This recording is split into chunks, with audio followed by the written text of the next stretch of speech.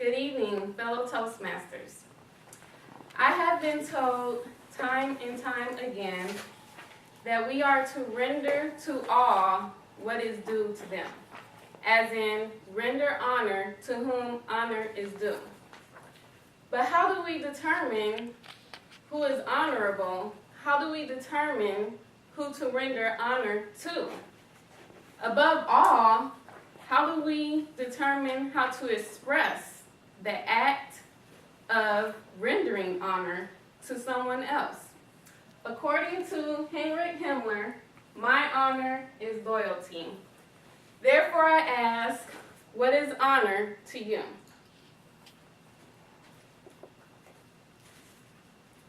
I believe the best way to render honor to whom honor is due is by honoring the precious gift of life that continues to give on and on and on. Life is a general or universal condition of existence, and I refer to such a condition as a gift because life has been both bestowed upon each and every one of us and placed within each of us without us earning it.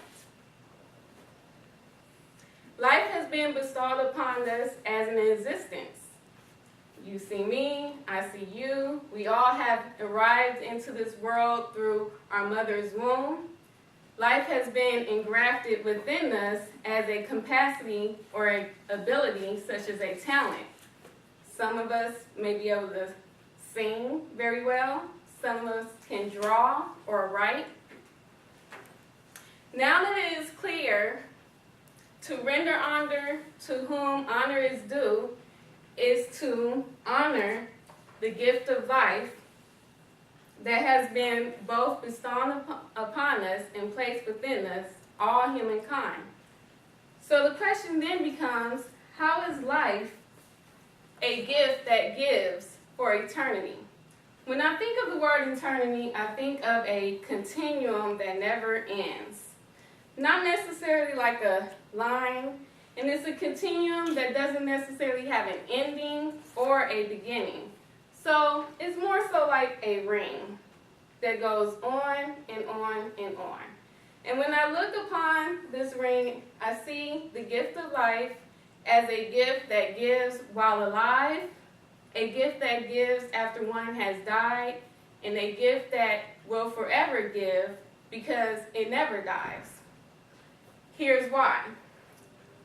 When my great-grandmother was alive, her life spoke to me in two ways. She passed away when she was 96, and this was my sophomore year in high school, and I remember every time we would go to LA to visit her, her hands always spoke to me. They were very wrinkled, but yet not fragile, so they spoke wisdom and strength. Her character also spoke to me, because she always embraced everyone who came into her presence with acceptance, compassion, and respect, no matter their race, age, gender, sexual orientation, anything. So that's how her life spoke to me during the time that she was here alive. Life is a gift that gives after one has died. My grandfather recently passed away in December of last year, 2 days before Christmas, which was 2 days before my 30th birthday.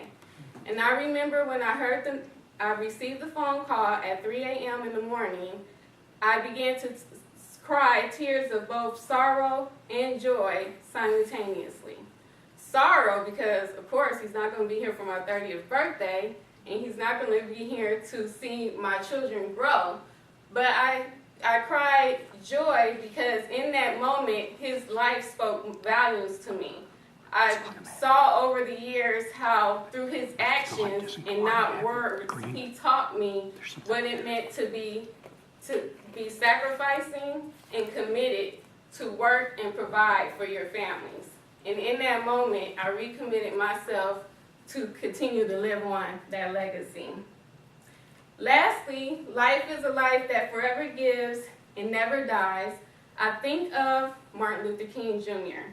My husband and I saw the James Brown movie this past weekend, and there was a part in the movie where they acknowledged Martin Luther King's assassination.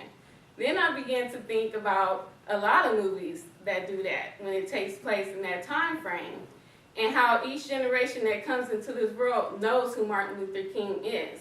And so I see him as an example of how life will forever give and never die. With that said, I would like to close out with a quote I'll pass around.